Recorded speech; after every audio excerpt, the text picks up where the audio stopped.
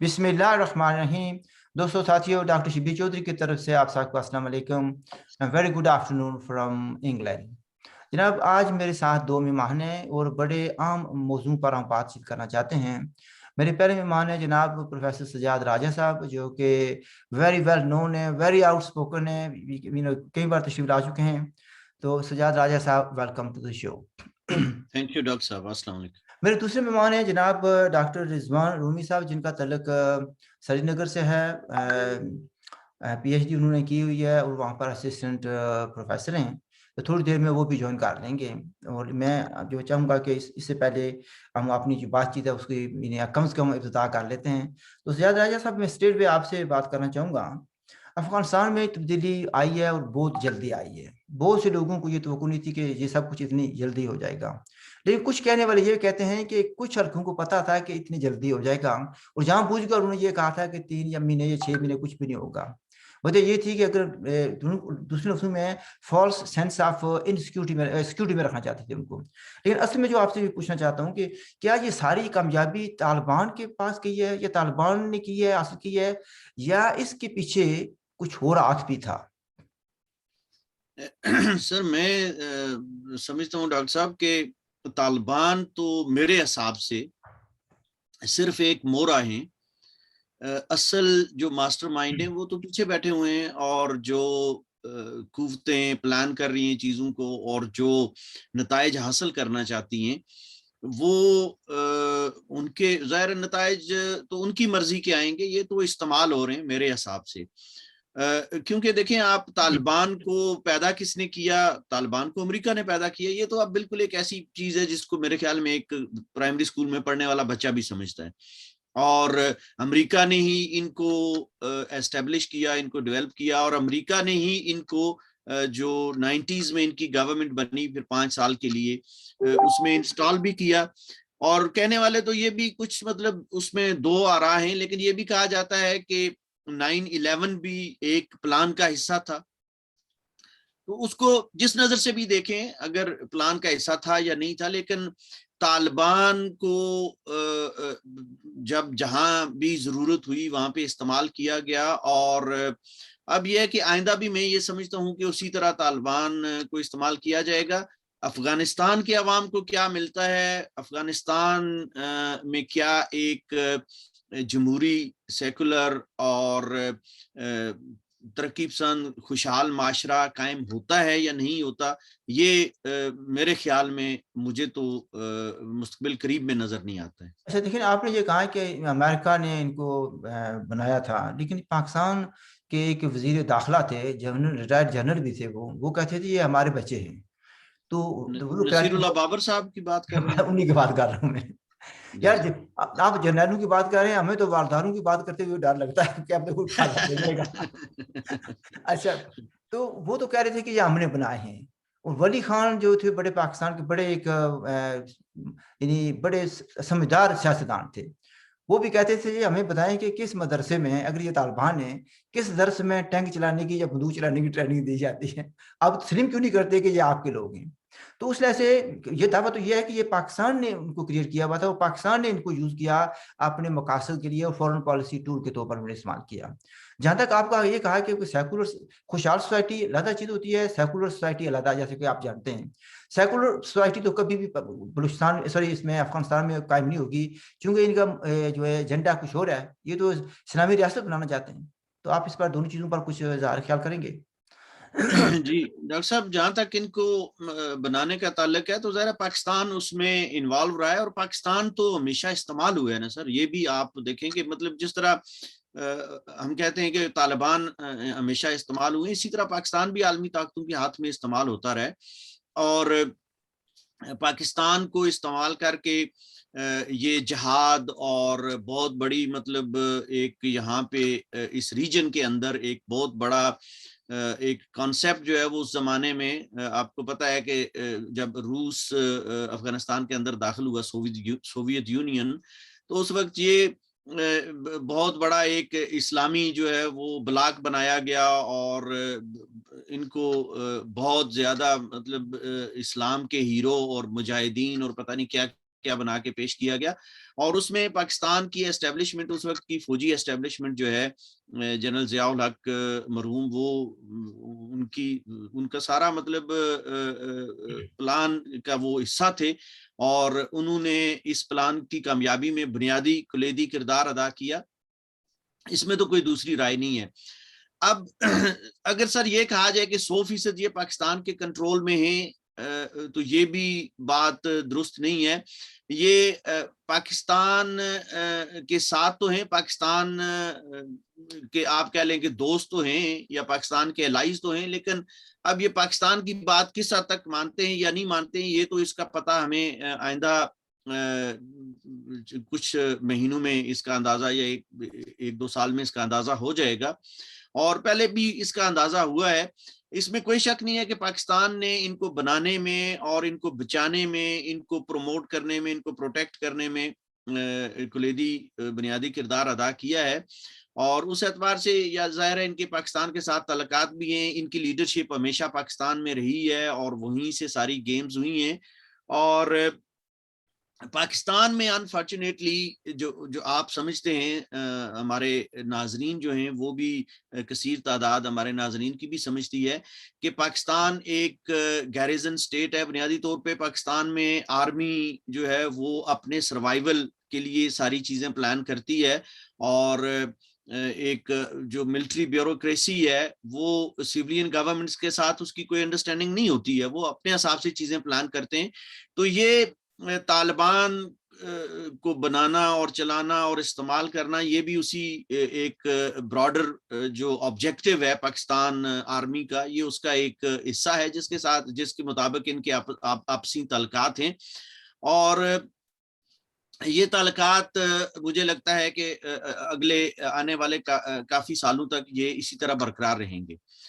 اب جہاں تک افغانستان میں آپ نے کہا کہ سیکولر ایک الگ ہوتا ہے اور خوشحال ایک الگ ہوتا ہے, آپ کی بات بالکل درست ہے, لیکن اگر لانگ ٹرم ہم دیکھیں, شارٹ ٹرم تو یہ ٹھیک ہے, یہ چیزیں درست ہیں, لیکن لانگ ٹرم وہی سوسائٹیز, وہی معاشرے ترقی کرتے ہیں جو سیکولر ہوتے ہیں, جہاں عدل و انصاف کا نظام اسٹیبلش کیا جاتا ہے, اور جہاں پہ عوام کو تمام بنیادی انسانی حقوق دیے جاتے ہیں. تو اس حوالے سے میں نے سیکولرزم کا ساتھ لفظ بھی استعمال کیا تھا. وہ مجھے نہیں لگتا ہے کہ افغانستان میں ایسی کوئی تبدیلی آنے والی ہے. دیکھیں, آپ نے باتیں کی ہیں. مثلا اسٹارٹنگ میں آپ نے کہا کہ طالبان کو امریکہ نے بنایا یا سپورٹ کیا, لیکن امریکہ کی جو ساری جنگ رہی ہے وہ بھی طالبان کے خلاف رہی ہے.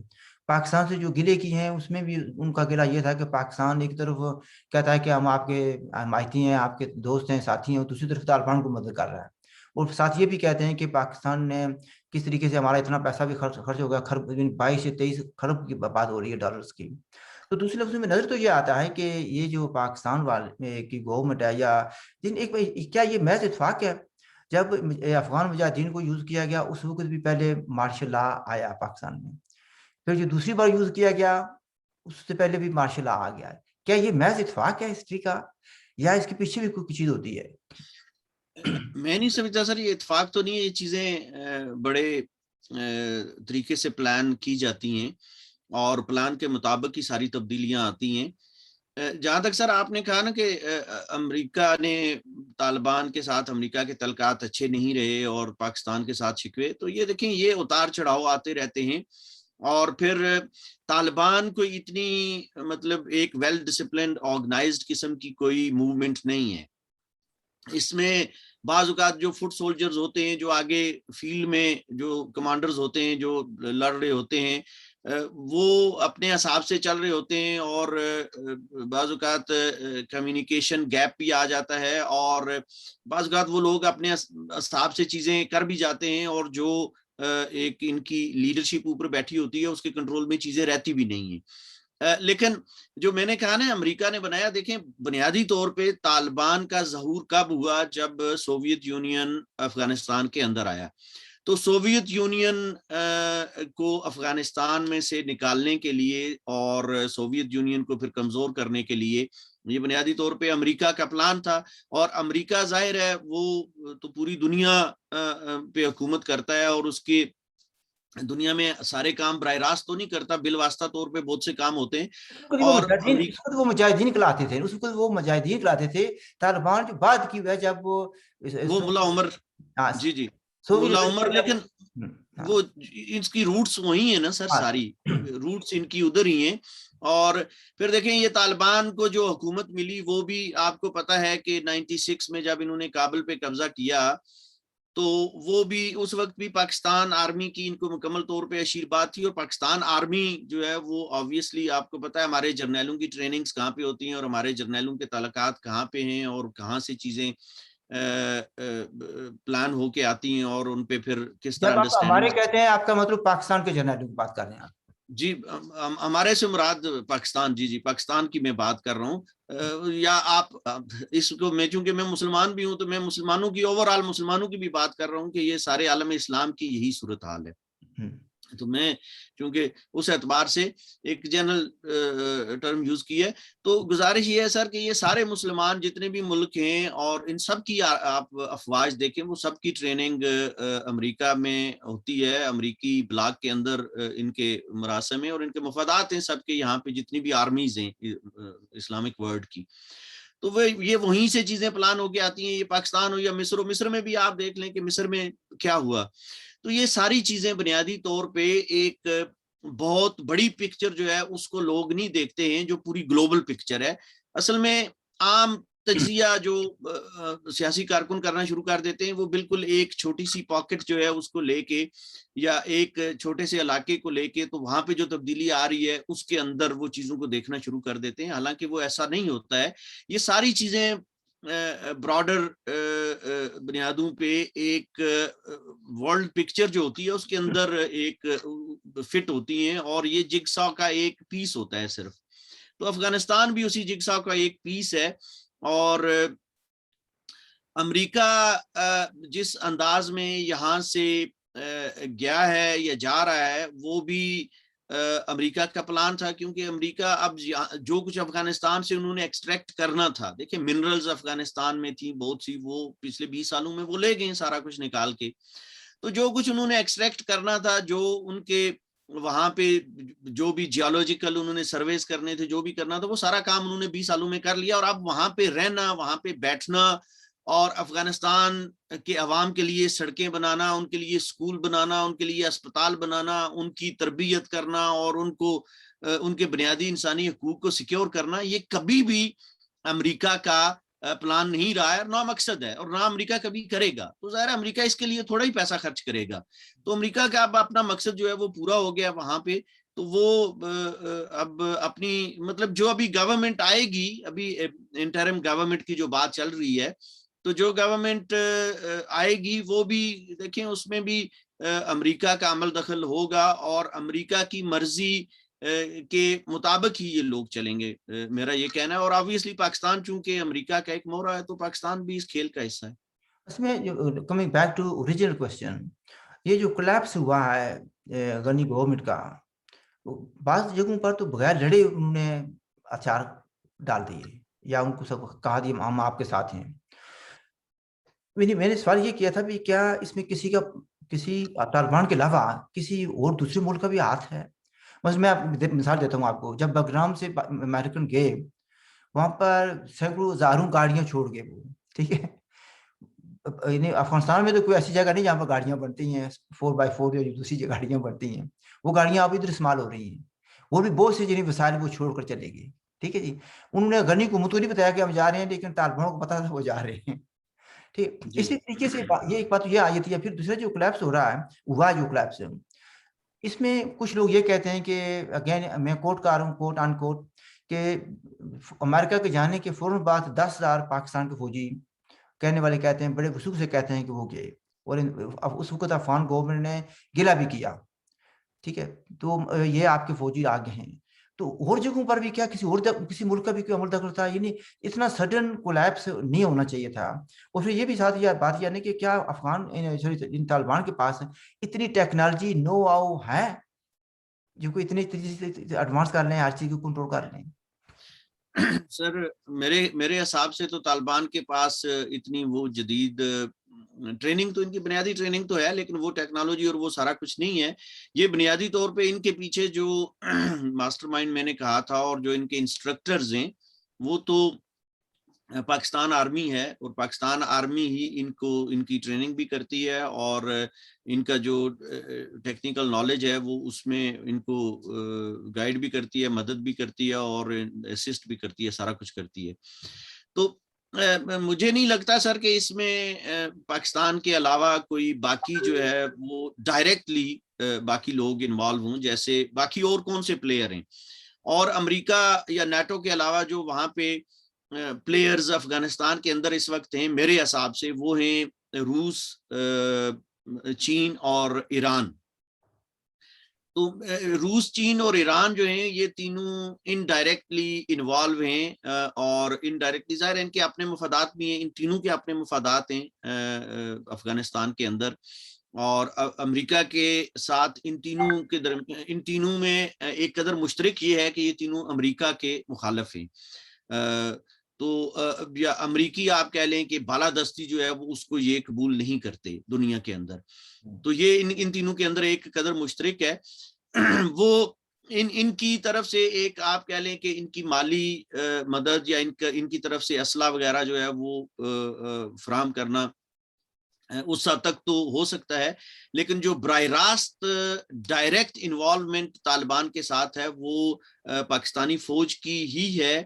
اور یہ جو بغیر لڑے ہوئے بہت سی جگہوں پہ, بلکہ میں بہت سی جگہوں پہ کیا اکثر یہ جو ابھی پچھلے 1.5 ہفتے میں جو کچھ ہوا ہے اس میں تو کوئی لڑائی شڑائی ہوئی نہیں ہے. یہ سارے جس طرح انہوں نے پروسیڈ کیا اور جس طرح انہوں نے تمام علاقوں کو کیپچر کیا تو اس سے یہی لگتا ہے کہ امریکہ نے کوئی بنیادی طور پہ کوئی انفراسٹرکچر, ایسا ملٹری انفراسٹرکچر بنایا ہی نہیں تھا کہ جو کسی آن سلاٹ کو وہاں پہ ڈیفینڈ کر سکتا یا کسی آن سلاٹ کے خلاف کھڑا ہو سکتا. اور یہ میں سمجھتا ہوں کہ امریکہ کا پلان رہا ہے, کیونکہ امریکہ کا پلان افغانستان میں کوئی سٹیبلٹی لانا, جس طرح میں نے پہلے کہا, اور افغانستان کے اندر ایک امن قائم کرنا اور اس ریجن کو جو ہے وہ ایک خوشحال ریجن بنانا تو ہے نہیں ہے, نہ کبھی ہوا ہے نہ کبھی ہوگا. کیونکہ جب جتنی زیادہ گڑبڑ ہوگی, جتنی زیادہ افراتفری ہوگی, جتنا زیادہ جنگ و جدل ہوگا, انسیکیورٹی ہوگی, اتنی ہی جو عالمی طاقتیں ہیں ان کی انوالومنٹ اور ان پہ ڈیپینڈنسی زیادہ ہوگی. تو کوئی چودھری جو ہے وہ یہ تو نہیں چاہتا ہے کہ اس سے باہر لوگ نکل جائیں. تو اس لیے یہ میں سمجھتا ہوں کہ سارا امریکی پلان کا حصہ ہے. اچھا پھر دیکھیں جی, یہ جو خطے پہ تبدیلیاں تو آئیں گی, یہ تو ڈیفینیٹلی ہے, ٹھیک ہے جی. مثلاً جو کچھ ہوا ہے افغانستان میں, کیا اس کا اثر پاکستان پر بھی پڑے گا؟ پہلا سوال. ساتھ یہ ہے کہ کیا اس کا اثر جموں کشمیر پر بھی پڑے گا؟ سر اثر تھوڑا بہت تو ہو سکتا ہے, لیکن میں نہیں سمجھتا کہ کوئی بڑی تبدیلی آئے گی. اس حد تک اثر آئے گا طالبان کی حکومت کی وجہ سے, تو کوئی مطلب وہ حکومت آپ کہیں کہ سرکاری طور پہ کچھ کرنے کی پوزیشن میں ہوگی یا کرے گی, وہ تو ممکن نہیں ہے. لیکن جو انہوں نے جیسے جیلوں میں سے لوگوں کو چھوڑا, جس میں آئیسس کے لوگ بھی تھے, القاعدہ کے لوگ بھی تھے, تربیت یافتہ, تو وہ ہزاروں کی تعداد میں انہوں نے جیلوں میں سے نکال دیے ہیں. تو وہ جیلوں میں سے نکل کے اب ان لوگوں نے وہی کام کرنا ہے جو وہ پہلے کر رہے تھے. تو یہ اس حد تک فرق پڑے گا. اور پاکستان میں کوئی بڑی تبدیلی اس لیے نہیں آئے گی کہ پاکستان میں جو حکمران طاقتیں ہیں, آبویسلی ملا ہیں اور فوج ہے, ملا ملٹری الائنس جو ہے, تو یہ ملا ملٹری الائنس کا ایک حصہ ہے طالبان بھی. تو اس لیے طالبان اپنے دوستوں کے ساتھ مجھے نہیں لگتا کہ وہ فوری طور پہ ایسے کوئی تعلقات خراب کر لیں گے. وہ تو اسی طرح چلے گا جس طرح پاکستانی آرمی چاہتی ہے, اسی طرح نظام چلے گا. جموں کشمیر کے اندر ممکن ہے یہ پریشر بڑھانے کی کوشش کریں, پرٹیکولرلی گلگت بلتستان کے اندر, لیکن اب اس میں دیکھنا ہے کہ گلگت بلتستان ایک ایسا ریجن ہے جہاں پہ امریکہ کا بھی براہ راست مفاد اس کے ساتھ وابستہ ہے, چین کا بھی مفاد وابستہ ہے, بھارت کی بھی سٹیک ہے اس میں, پاکستان کا تو یہ سروائیول ہے, پاکستان کی تو یہ بقا کی میرے خیال میں بقا کا سوال ہے. تو وہاں پہ اب یہ آپ کہیں کہ یہ اس طرح جا کے جس طرح انہوں نے چڑھائی کی ہے، مطلب یہ جو کندھار پہ انہوں نے جس طرح قبضہ کیا ہے یا جلال آباد پہ جس طرح قبضہ کیا ہے اس طرح تو نہیں ہو سکتا ہے. انسرجنسی آپ کہہ لیں، اس کو تھوڑی بہت تقویت ملے گی اور افراتفری جو ہے وہ پیدا کریں گے. مجھے نہیں لگتا کہ کوئی بہت بڑی تبدیلی، مطلب اس طرح سے کہ بالکل ایک انقلاب آ جائے گا، یا وہ جس طرح خمینی صاحب نے آ کے شاہ ایران کا تختہ الٹ دیا تھا، ایسی کوئی صورتحال مجھے لگتی نہیں. دیکھیں نا، کچھ لوگ اس طرح کہتے ہیں کہ ٹھیک ہے پاکستان نے سپورٹ کیا، ماضی میں بھی ابھی بھی کر رہے ہیں طالبان کو، لیکن جو افغانستان کا مطالبہ ہے یا ان کا دعویٰ ہے وہ یہ ہے کہ وہ کہتے ہیں کہ اٹک تک ان کا علاقہ ہے، اس سے وہ کبھی بھی دستبردار نہیں ہوئے. ملا عمر بھی کبھی بھی دستبردار نہیں ہوا تھا. تو کہنے والے یہ کہتے ہیں کہ یہ کسی نہ کسی طریقے سے کوئی ایسا ہوگا کہ پاکستان بھی ٹریپ ہو جائے گا، اور یہ جو ہے نا it will spill over to Pakistan. Pakistan میں جب گڑبڑ ہوگی تو پاکستان اس کو کنٹرول کرنے کے لیے ان کا رخ جو ہے وہ کشمیر کی طرف موڑ سکتا ہے. ایک سر جو میرا اپنا اندازہ ہے، میں کس حد تک میرا یہ اندازہ یا میرا تجزیہ درست ہے یہ تو وقت ثابت کرے گا، لیکن میرا یہ خیال ہے کہ افغانستان کی عوام جو ہے، عوام کی اکثریت جو پاکستان دوستی کے جذبات کسی زمانے میں افغان عوام کے اندر ہوا کرتے تھے، وہ اب نہیں رہے. پاکستان کا پرسیپشن افغانوں کے اندر کافی حد تک بدل چکا ہے میرے حساب سے، اور وہ پاکستان کو بھی افغان جو ہے وہ ایک زمانے میں جہاں دوست سمجھا جاتا تھا، اب وہ اس کو دوست نہیں سمجھتے ہیں، بلکہ وہ بھی ایک قسم کا قابض جابر اور ظالم ہی قرار دیتے ہیں. تو اگر اس چیز کو دیکھا جائے تو پھر آپ کی بات جو ہے وہ اس میں ممکن ہے کہ اگلے کچھ عرصے میں اس طرف کوئی پیش رفت کرنے کی کوشش کی جائے، لیکن اس کے لیے اب جو آپ نے کہا کہ جو کے پی کے ہے اس کو کلیم کرنے کے لیے یا اٹک تک وہ جو پشتون قوم ہے اس کو واپس متحد کرنے کے لیے، اس پہ قبضہ کرنے کے لیے ظاہر ہے جو سٹیبلٹی اور جو ریسورسز چاہیے وہ افغانستان کے پاس نہیں ہے. پاکستان ایک بہت بڑی فوجی طاقت ہے افغانستان کے مقابلے میں، اور مجھے نہیں لگتا کہ طالبان کی حکومت ہو یا کوئی بھی حکومت ہو افغانستان کے اندر وہ اتنی مضبوط ہوگی کہ وہ پاکستان کو شکست دے کے اس پہ قبضہ کر لے. یہ اب 50 سال کے بعد کیا ہوتا ہے وہ تو اس کو آج ہم ظاہر ہے ہم تجزیہ نہیں کر سکتے، اس میں بہت سے فیکٹرز جو ہیں اور بہت سی قوتیں جو ہیں وہ اپنا کردار ادا کرتی ہیں. وہ تو ایک لانگ ٹرم ایک چیز ہے، لیکن مجھے اگلے 5 7 10 سال میں کوئی ایسی تبدیلی نظر نہیں آتی ہے. نہیں، اس میں چلیں یہ آپ کا ویو ہے، لیکن کہنے والے یہ کہتے ہیں کہ یہ کسی نے کہا تھا نا کہ سارا کام یہ میری کھیسی کے لیے ہے، سارا ڈرامہ جو ہے میری چادر کے لیے ہے. تو نظر کہنے والے کہتے ہیں کہ سارا جو ڈرامہ یا جو کچھ ہوا ہے ابھی جو ہو رہا ہے، اتنی تیزی سے ساری چیزیں ڈیولپمنٹس ہوئی ہیں، وہ اس کے پیچھے کسی نہ کسی طریقے سے پاکستان کو انہوں نے ٹارگٹ بنانا ہے. ٹھیک ہے، ایک بات یہ ہے، وہ کہتے ہیں کہ پاکستان کی جو پالیسی جیسے وہ چلاتے رہے ہیں as it is cannot continue. It is not conducive for peace and stability of the region. اس لیے کچھ نہ کچھ وہ کہنے والے کہتے ہیں کہ ان کو کچھ کرنا پڑے گا. پھر دوسری بات یہ آتی ہے کہ دیکھیں میں نے جو کچھ فالو کیا، حالانکہ even though I was travelling, میں اس وقت بھی ظاہر آپ کو جانتے ہیں کہ میں اپنے اسٹیشن سے باہر ہوں، تو جو کچھ میں نے گیدر کیا اس کے مطابق تو یہ ہے کہ ہمارے جموں کشمیر کے جو کچھ زبیر انصاری کے لفظ کو یوز کرتے ہوئے دانش ہو رہے ہیں، وہ تو بڑے کہتے ہیں جی دیکھ لیں کہ ایمان کی قوت بھی مضبوط ہونی چاہیے، انہوں نے طالبان نے کیا کر دیا تو ہم بھی جو ہے نا حاصل کر لیں گے وغیرہ وغیرہ، کشمیر کو فتح کر لیں گے. تو اس لحاظ سے اس طالبان کی اس انورٹڈ قوما فتح سے یعنی تقویت پہنچی ہے اس چیز کو کہ ہماری سٹرگل جاری رہنی چاہیے، بندوق والی سٹرگل جو ہے وہ جاری رہنی چاہیے، اور ہمیں یہ ہے نا کامیابی مل جائے گی. بندوق والی سٹرگل جو ہے وہ تو سر جاری رہے گی، وہ تو اس لیے جاری رہے گی کہ اگر بندوق والی سٹرگل ختم ہو جاتی ہے تو پھر پاکستانی عوام یہ سوال اٹھائے گی کہ انہیں اتنی بڑی آرمی کی کیا ضرورت ہے اور پاکستان کا ڈائریکٹ بجٹ 25% اور انڈائریکٹ بجٹ 75% 80% جو ہے وہ یہ آرمی کیوں کھا رہی ہے؟ یہ سوال ظاہر ہے پاکستانی سیاسی حلقوں میں اور پاکستانی دانشور اور پاکستانی سول سوسائٹی یہ اٹھا سکتی ہے. تو اس لیے پاکستان کے بارڈرز کا انسیکیور رہنا یہ پاکستانی جو ملٹری اسٹیبلشمنٹ ہے اس کے مفاد میں، اور وہ چاہتے ہیں ان کی حکمرانی اور ان کی بادشاہت اسی صورت میں قائم رہ سکتی ہے کہ پاکستان کے ایسٹ اور ویسٹ میں جو بارڈرز ہیں وہ انسیکیور رہیں اور وہاں پہ انسٹیبلٹی رہے. تو وہ انسٹیبلٹی کریٹ ہوگی، لیکن وہ انسٹیبلٹی طالبان کی وجہ سے میرے خیال میں نہیں ہوگی، بلکہ وہ انسٹیبلٹی جو القاعدہ اور آئیسس قسم کی قوتیں ہیں وہ کریں گی. اب اس میں ابھی تو یہ دیکھنا ہے نا، 1-2 سال میں تو یہ پتا چلے گا کہ طالبان یا افغانستان کے اندر جو گورنمنٹ بنتی ہے وہ کتنی مستحکم ہے، اور کون سی قوتیں جو ہیں دنیا کی ان کو اس کی مدد حاصل ہے، اور کون سی قوتیں اس کی مخالف ہیں. اور پھر وہی قوتیں جو ہیں وہ جموں کشمیر اور پاکستان کے اندر بھی اپنا جو ہے وہ اپنے کارڈز کھیلیں گی.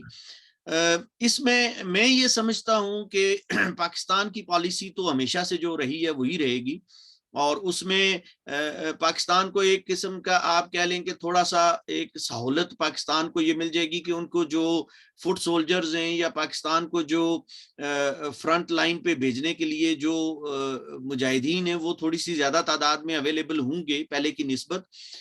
لیکن اگر ہم یہ کہہ لیں کہ دنیا جو ہے وہ بھارت کا ساتھ چھوڑ دے گی اور بھارت کی اہمیت، جو جغرافیائی اہمیت ہے، جو سیاسی اہمیت ہے، جو اقتصادی اہمیت ہے، وہ کم ہو جائے گی، تو ایسا ممکن نہیں ہے.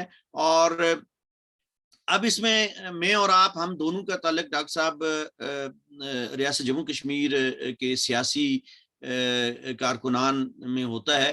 تو میں یہ تجویز بھی دوں گا، میں جو ناظرین اس وقت سن رہے ہیں ان کے توسط سے ریاست جموں کشمیر کے عوام کے لیے یہ پیغام بھی، اور میں آپ سے ڈاکٹر صاحب یہ گزارش بھی کروں گا کہ جو تبدیلیاں آ رہی ہیں دنیا میں، بہت تیزی کے ساتھ تبدیلیاں آ رہی ہیں، تو اب اس میں ضرورت اس چیز کی ہے کہ ہم ریاست جموں کشمیر کے عوام جو ریاست جموں کشمیر میں امن قائم کرنا چاہتے ہیں، ریاست جموں کشمیر کے مسئلے کو پرامن طریقے سے حل کرنا چاہتے ہیں، اور اس ریجن کے اندر سٹیبلٹی اور پیس جو ہے وہ واپس لانا چاہتے ہیں، ہمیں بھی اسی قدر تیزی کے ساتھ جو ہے وہ اپنی کاوش کرنی ہوگی، جدوجہد کرنی ہوگی، کام کرنا ہوگا. اور اس میں سمجھتا ہوں بہت سی چیزوں کا انحصار بھارت کی پالیسیز پہ بھی ہوگا، بھارتی حکومت کے اوپر بھی ہوگا کہ وہ کس طرح ریئیکٹ کرتے ہیں، وہ کس طرح چیزوں کو دیکھتے ہیں.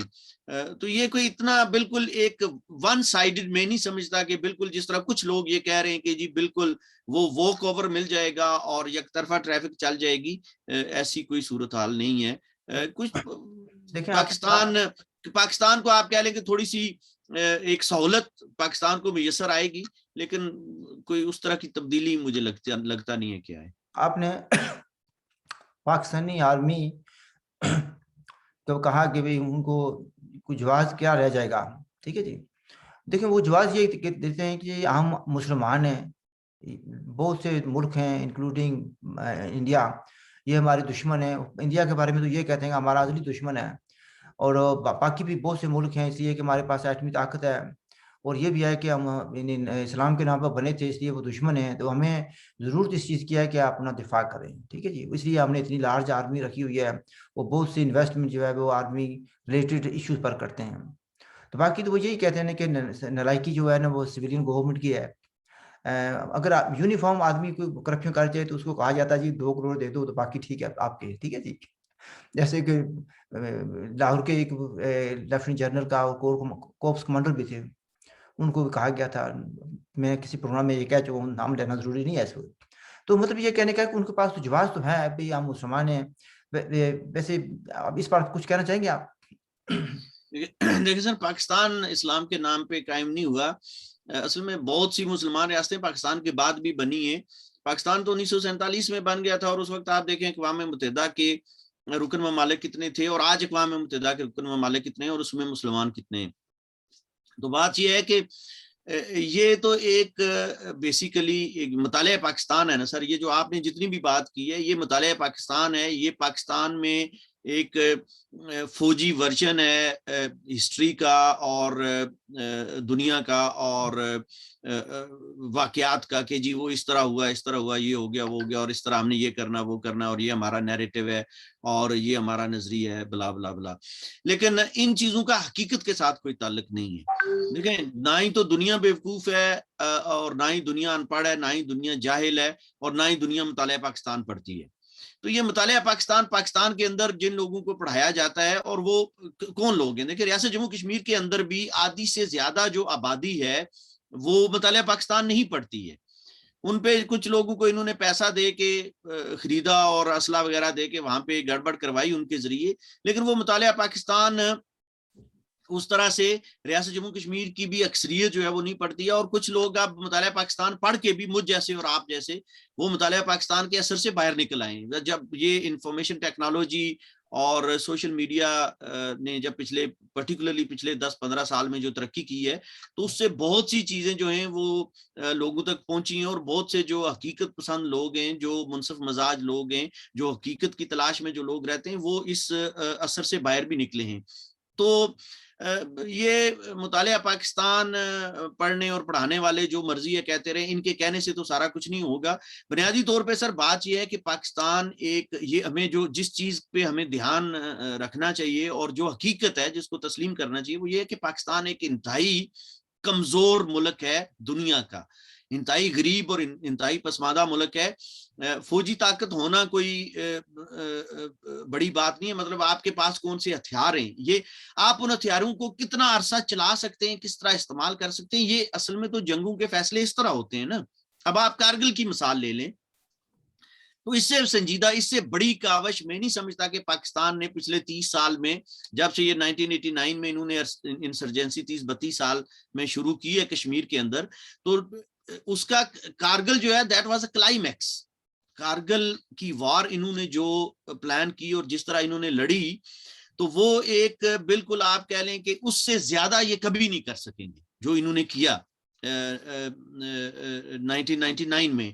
اور کارگل میں بھی آپ دیکھ لیں کہ بھارت کی پلاننگ اس کے مقابلے میں کیا تھی کہ بھارت نے جس طرح ریٹیلیٹ کیا اور جو جواب دیا کہ بھارت کو اب تو ساری چیزیں ریکارڈ پہ موجود ہیں کہ بھارت نے اپنی فوج کو یہ احکامات دیے تھے کہ آپ نے سیز فائر لائن عبور نہیں کرنی ہے کسی بھی صورت میں, اور انہوں نے جا کے اپنے فوجیوں کو اور یہی مجاہدین اور جو بھی ان کے تھے ان کو جا کے کشمیری جو ہیں وہ مجاہدین کی شکل میں انہوں نے وہاں پہ کارگل کے اندر لڑوایا. اور جب وہ مارے گئے تو انہوں نے تو پہلے تو انہوں نے وہ لاشیں لینے سے بھی انکار, جن کو انہوں نے بعد میں نشان حیدر دیے انہوں نے لاشیں لینے سے بھی انکار کر دیا. انہوں نے کہا یہ تو ہمارے بندے ہی نہیں ہیں. تو اور یہ بھی آپ کے سامنے یہ ریکارڈ میں یہ چیز ہے کہ 6 دن کا صرف پاکستان کے پاس فیول رہ گیا تھا اور انڈیا نے بلاک کر لیا تھا. انڈیا نے مطلب جو ہے وہ ان کا جو اگر سی بلاک ہو جاتا ہے تو ظاہر ہے کچھ بھی نہیں باقی بچتا, اور 6 دن اگر مزید جنگ جاری رہتی اور تو یہ پاکستان جو ہے وہ بالکل کلیپس ہو جاتا. تو یہ پاکستان اس وقت بھی میں پاکستانی عوام اگر ہماری آواز کہیں تک پہنچ رہی ہے تو ہم پاکستانی عوام سے یہی گزارش کریں گے کہ وہ اس چکر سے باہر نکلیں, وہ دنیا کو تسخیر کرنے کی کوشش نہ کریں, وہ اپنی حالت پہ توجہ دیں. میں نہیں سمجھتا ڈاکٹر صاحب کہ پاکستان میں اتنی سکت یا اتنی طاقت ہے کہ وہ کوئی بڑی جنگ لڑ سکتا ہے یا وہ کوئی کسی کے لیے کوئی بڑی تھریٹ بن سکتا ہے ایز اے کنٹری. یہ بس وہی انٹرنیشنل ٹیررسٹ ہب ہے پاکستان اور ٹیررزم یہ ایکسپورٹ کرتا رہے گا, اور وہ پاکستان کے اندر جو ہے وہ آرمی کی کوشش یہ رہے گی کہ وہ اقتدار پہ قابض رہیں. آہستہ آہستہ اب سیولینز بھی وہاں پہ وہ بھی لوگ جو ہیں وہ آہستہ آہستہ سمجھنا شروع ہو گئے. پنجاب کے اندر سے بھی آوازیں اٹھنا شروع ہو گئی ہیں کہ بھئی یہ فوج زیادتی کر رہی ہے, غلطی کر رہی ہے. تو جس دن پنجاب فوج کے خلاف کھڑا ہو گیا فوج کی بھی چھٹی ہو جائے گی اور پھر وہ یہ پاکستان بھی ایک نیا پاکستان اس دن بن جائے گا. تو یہ میں ڈاکٹر صاحب سم ہاؤ میں نہیں سمجھتا کہ کوئی پاکستان کوئی بہت بڑا تیر مار لے گا اس طالبان کی حکومت کو بنا کے, کچھ بھی نہیں. دیکھیں جی میں اس میں یہاں پر نمبر آف کوشچنز آئے ہیں. مثلاً کارگل کا ذکر آ گیا جو کہ ہمارے پلان میں نہیں تھا, آپ نے ذکر کیا تو اب ضروری ہے میں اس پر ایک سوال کر لوں گا آپ سے. कारगिल पर मेरी खुद भी काफ़ी स्टडी है। लेकिन देखें, जिन लोगों ने मुतालिया पाकिस्तान पढ़ा या पाकिस्तानी वर्शन को बाई करते हैं, या जो लोग यानी मुशर्रफ के माहिती हैं, वो कहते हैं जी भाई पाकिस्तान ने गर्दन से पकड़ लिया था इंडिया को और सरेंडर करने वाले थे इंडिया वाले, लेकिन नवाज शरीफ ने जाकर ना गद्दारी की और जाकर वहाँ पर अमेरिका से सौदाबाजी कर ली। तो इस बारे में वजाहत करना चाहेंगे। पहली बात है, ये लोग जो बात करते हैं ना, इनको जोग्राफिया भी दिखने की भी जहमत नहीं करते कि कारगिल कहाँ पर है और श्रीनगर कहाँ पर है, ठीक है जी, और कैसे उन्होंने पकड़ लिया था, क्या हो गया था, आप इस पर कुछ वजाहत करना चाहेंगे? सर इसमें देखें, ये तो एक इतना मजाक का खेज किस्म का सवाल किसी जानब से है कि इस पे क्या बात की जाए, अब इस पे आज के इस पे मुशर्रफ हंसा ही के जा सकता है। देखें, बात गुजारिश ये है सर कि पाकिस्तानी जर्नैल जो हैं वो ये तस्लीम करते हैं कि मुशर्रफ ने जो है वो सारा कुछ प्लान किया था, मुशर्रफ की गलती थी, और नवाज शरीफ ने अपने सर लेके चीजें जो है वो पाकिस्तानी फौज की इज्जत बचा ली। ये तो देखें, इस पे तो अब बात ये है कि जो लोग ये कहते हैं कि हमने गर्दन से पकड़ लिया, जाके दबोच लिया और ये कर दिया वो कर दिया, तो ये वो लोग हैं जो हकीकत की दुनिया में जिंदा नहीं रहना चाहते। ये एक आप कह लें कि एक किस्म का जो ज़हनी मरीज या नफ्सियाती मरीज हैं ये लोग, और ये दुनिया को बिल्कुल तस्कीर करना चाहते हैं और दुनिया को अपने हिसाब से ये समझते हैं कि वो जो कुछ भी कर रहे हैं, और फिर ये एहसास कमतरी का भी शिकार हैं। ये मार खा के भी ये कहते हैं कि नहीं, मेरी टांग तो ऊपर रही है। बात मतलब इनकी ये है। तो ऐसी सर कोई बात नहीं है। कारगिल में देखें आपने, कारगिल की वो सारी चोटियां जो इन्होंने कब्जा जाके की थी वो इंडिया ने वापस ले ली इनसे, और वहां पे इनको पीछे धकेल दिया, इनको मार मार के। तो मतलब वो लाशें भी इनकी, जिस तरह मैंने कहा कि ये तो लाशें भी नहीं लेना चाहते थे। अब ये अगर कोई कहता है कि कारगिल में पाकिस्तान की फतह हुई है, कारगिल में बदतरीन शिकस्त हुई है सर पाकिस्तान को, देखिए जी 1999 में, और इससे पहले भी जंगों में हमेशा सर कारगिल तो फिर ऐसे ना कि दूर था, लोगों को पता भी नहीं था, पाकिस्तान ने काफी बड़े मसले किए। मैंने जो मुतालिया पाकिस्तान कह रहे हैं, मुतालिया पाकिस्तान मेरे पास रेफरेंस मौजूद है, यहाँ पर किताब है एक murder of history in Pakistan, के अजीज साहब की है, उन्होंने सारी चीजें वजाहत की हैं। उसमें ये वो लिखा हुआ है कि पाकिस्तान की बहादुर फौज भारत को मशरकी पाकिस्तान में हर मार्च पर शिकस्त दे रही थी। ये तो इंटरनेशनल को साजिश थी जिसकी वजह से गड़बड़ हो गई। Anyway, अब हर माज में शिकस्त दे रही थी और इसलिए बांग्लादेश बन गया। देखना ये सर, ये सारी चीजें बुनियादी तौर पे, ये जो अंग्रेजों का प्लान था ना 1947 में, उन्होंने जो इंट्रोड्यूस करवाया, हिंदू मुस्लिम दुश्मनी पैदा की, और वो हिंदू मुस्लिम दुश्मनी अब इंडिया जो है, देखें पिछले 70 साल में मैं बड़े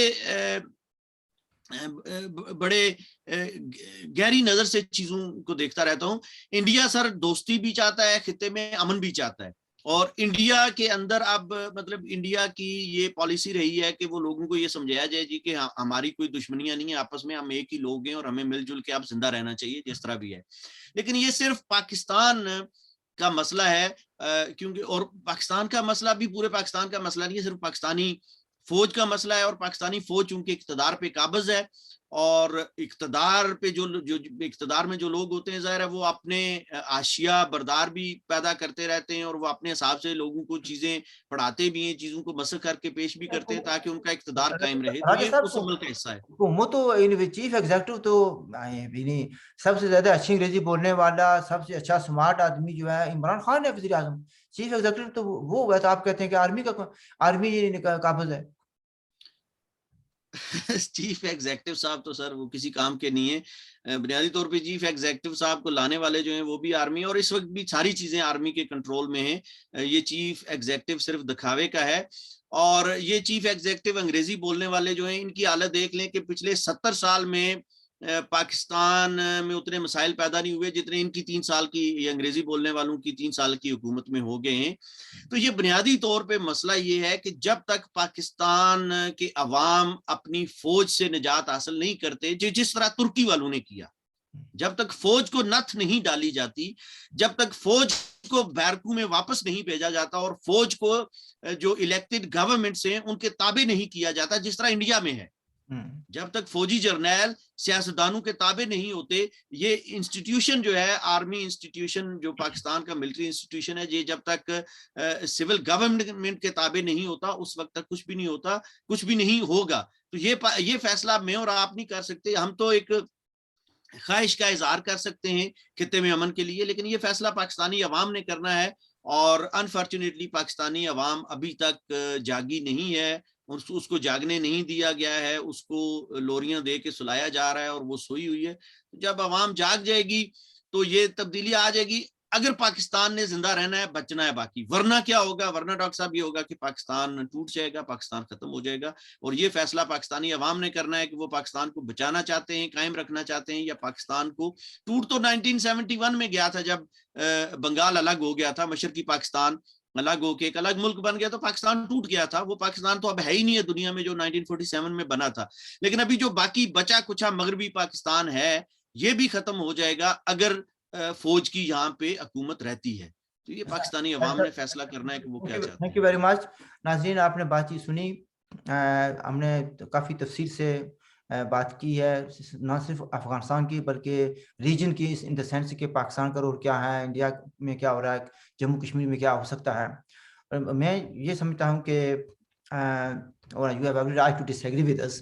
میں یہ سمجھتا ہوں کہ افغانستان میں جو آنے والی تبدیلیاں ہیں اس کی وجہ سے بہت سی تبدیلیاں خطے میں آئیں گی. ٹائم جو ہے نا آگے پیچھے ہو سکتا ہے لیکن آئیں گی surety.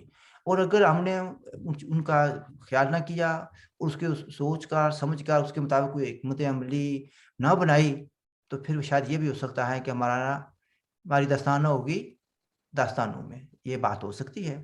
I leave it at that.